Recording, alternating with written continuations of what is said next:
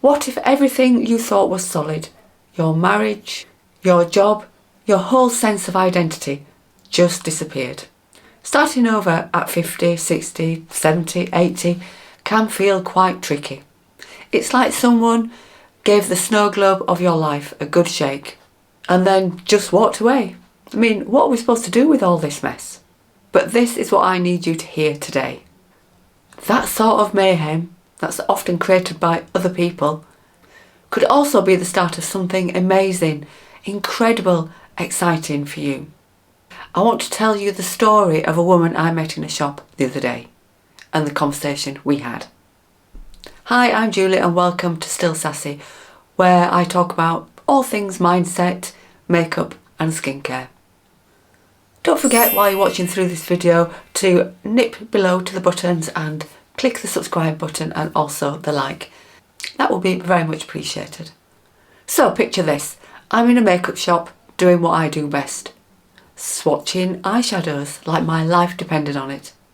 When this woman, who was standing next to me and I hadn't even seen, I was too busy swatching, suddenly said, "Ooh, I love your eyeshadow, what's that?"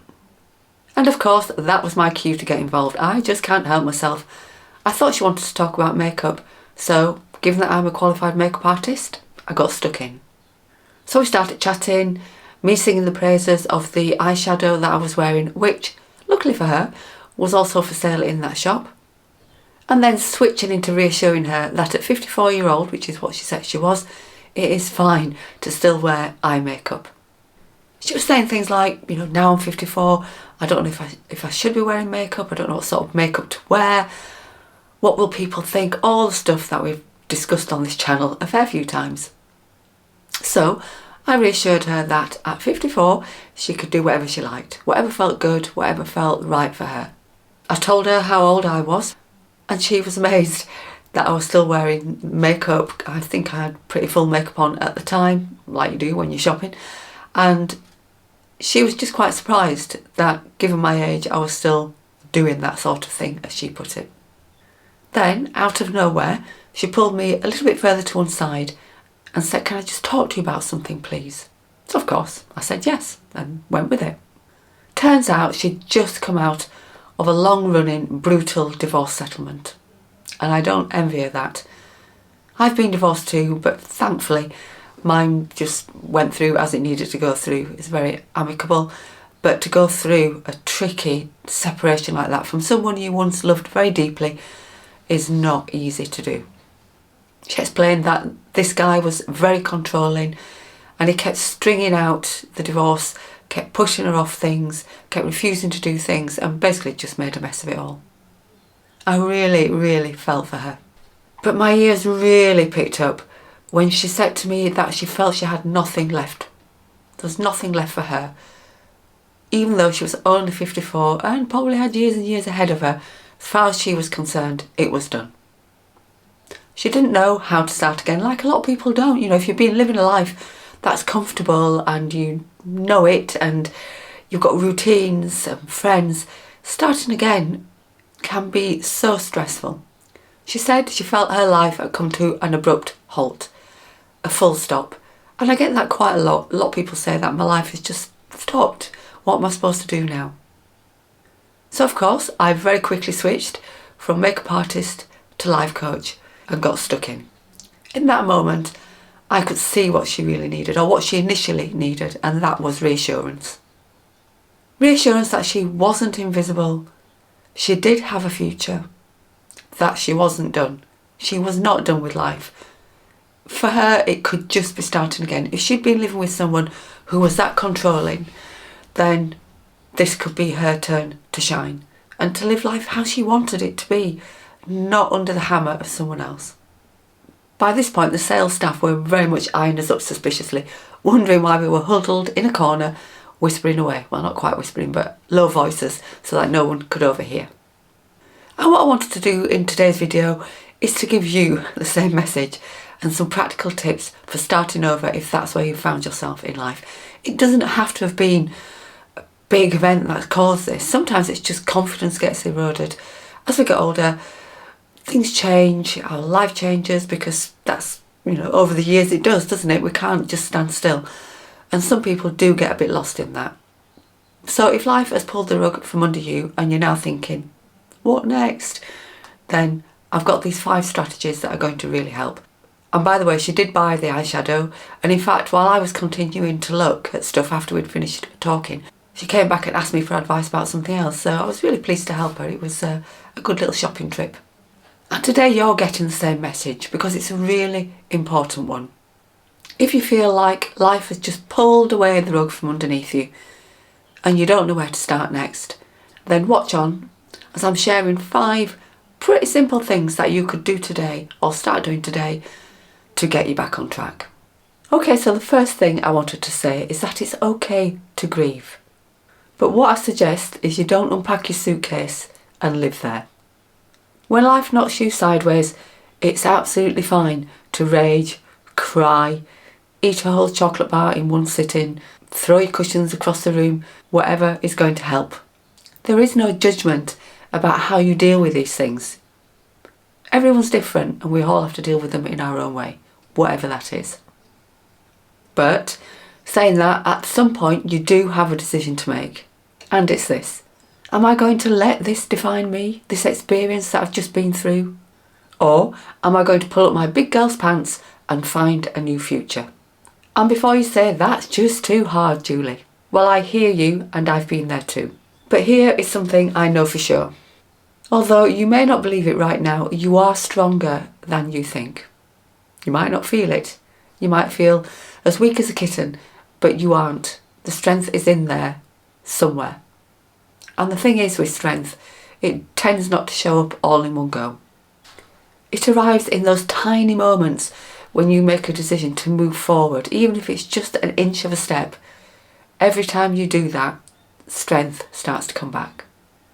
So your job is to watch for it, feel it, and celebrate it when it happens, even if it only adds a teeny tiny amount of strength to how you're feeling. That teeny tiny amount is a step in the right direction. And then I want you to remember that confidence starts with small acts of self-expression. As I talk about makeup on this channel, I wasn't going to get through this video without mentioning it at some point as part of a strategy. The lovely woman that I was talking to was convinced that she wasn't good enough to wear makeup anymore. She was too old, looked silly, what was she thinking of? Is she mutton dressed as lamb? All that stuff that goes round and round in our head on these occasions. She'd been told it wasn't for a woman of her age, and she'd had all the confidence bashed out of her. So of course she felt like this. But she looked beautiful, she'd got great skin, lovely eyes, and it's such a shame she'd ended up in this situation. Now I've said this before, but it's worth saying again. Who tells us this nonsense? Who tells us that it's too old to do this or that or the other? Because who they are, you just need to tell them no. You do you, as they say. I love that saying, but I probably overuse it, to be honest. But it's our life. Whatever makes you feel good is what you should be doing. But makeup isn't just about looking great. It's about feeling good too. It's not really about trying to look younger. It's about feeling good. It's feeling like you. If red lipstick makes you feel like a rock star, then wear it. If you love sparkly eyeshadow, which I do, then own it. There's no reason not to wear it. And if you feel like wearing absolutely nothing on your face, that's absolutely fine too. Confidence, after all, is about reclaiming the things that make you feel alive. So what makes you feel alive? If you don't feel alive right now, what used to make you feel alive? And can you go back to doing some of that? So this here, this lipstick, it's not just a lipstick. It's a tiny rebellion. It's saying, I'm still here and I still get to take up space. You're not elbowing me out. I'm here and I'm here to stay. By the way, that is a gorgeous colour. And it's not one that I've ever worn, so I have to put that to one side to make sure I do wear it. And then I want you to change the story you tell yourself. If you keep talking to yourself in such a negative way, your brain will start to believe it's true. That's how neuroplasticity works, but I'm not getting into that here. It's like forming a habit. If you wanted to play the cello, you'd have to play it over and over and over again before your brain to eye to hand coordination would get you to the point where you could play music well. And that's what it takes when it comes to feelings and confidence. The brain has got to hear the right messages to make you start feeling that again. So instead of saying it's too late, I'm too old, what if you started saying things like, what do I want to do next? I can't believe how exciting my future could be. I'm so looking forward to what comes after this point. Because if you're still here, you're still breathing, and only you should decide how your story unfolds. Now, if you want to learn a bit more about negative self-talk and how it can affect you and how to get rid of it, then I've got a video on this very thing, and I will link it up here for you. Next, I want you to find your hype squad. You need to surround yourself with people who see you, really see you. People who remind you that you are not invisible. If the people in your life make you feel small, it's time to find some new people. It could be on a Facebook group, or someone from yoga, or a fabulous woman you met in a shop. So your mission for today, if you choose to accept it, is to find some people who make you feel great. Old friends or new friends, whatever you need to do. Just get rid of anybody who's negative and nasty and drags you down, and fill up the space with positive folk who are going to lift you, just like you would lift them. And then my last point is to try something new, even if it's tiny. Confidence is about engaging with life. That's why at this current time in 2025, we've got a real problem with people who stopped engaging through the pandemic that we had, which seems like ages ago now, but I suppose it's still relatively recent when you think about history. And now they are isolated and not doing very much and working from their bedrooms. And we need to step out of that. If that's how you've become, or if that's how somebody's made you become, then it's time to make a change. Doing the sitting at home and isolating yourself really will just make you feel worse. It's definitely not going to help. So try something, even if it's something that makes you feel a little bit ridiculous. Dancing maybe, or buying a big bold hat that you wouldn't normally wear. A course on writing poetry maybe. In fact, it doesn't really matter what you do, what you choose to do. The goal isn't to be perfect at whatever you try to do. Because, let's not forget, nobody is perfect. It's to remind yourself that you are still growing as a person, and to have fun. And who doesn't want a bit of fun? You are not alone. You are not invisible. You are not over the hill. You are just getting started. And this really is a message for all of us, not just someone who's been through a bad time. We are in control of how things pan out for us. Whether you're 20, 30, 40, 50 or 60, it doesn't matter. Your life is your life. So if you needed to hear this today, jump down into the comments and tell me the one thing you're going to do this week, or even today, to remind yourself that you are still here, alive and kicking. And if you want more confidence tips, beauty tips and the odd pep talk, hit that subscribe button, because we refuse to play small over here at Still Sassy. Thanks for watching, be in touch, and I'll see you in the next video.